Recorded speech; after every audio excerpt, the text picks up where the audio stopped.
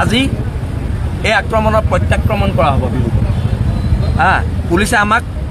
আৰু পলাইছে কোনে গম পায় কোনে পলুৱাই দিছে ছেকেণ্ড অচিয়ে পলুৱাই দিছে আৰু বানপানীৰ সুযোগ লৈ ইয়াত বাংলাদেশী সোমাব এইটো কথাও কিন্তু নচলিব একদম স্পষ্ট কথা আমি জাতীয়তাবাদী চিন্তাধাৰাৰে থকা এই জীৱনটো জাতিৰ কাৰণে উৎসৰ্গিত কৰিলে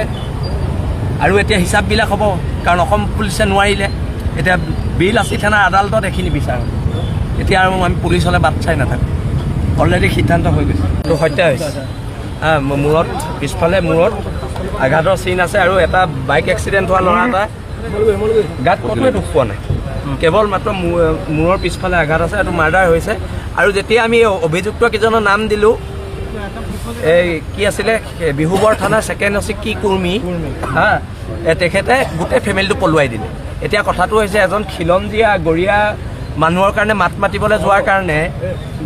এতিয়া সন্দেহযুক্ত বাংলাদেশী মিয়াই শিৱসাগৰত আমাক মাৰিবহি আৰু শিৱসাগৰ আৰক্ষী আজি 3 দিন ধৰি এৰেষ্ট কৰিব নোৱাৰিলে 3 দিন এৰেষ্ট কৰিব নোৱাৰিলে আৰু MJ বিলাচী থানাৰ সৈনিক মানস বিলাচী থানাৰ সৈনিক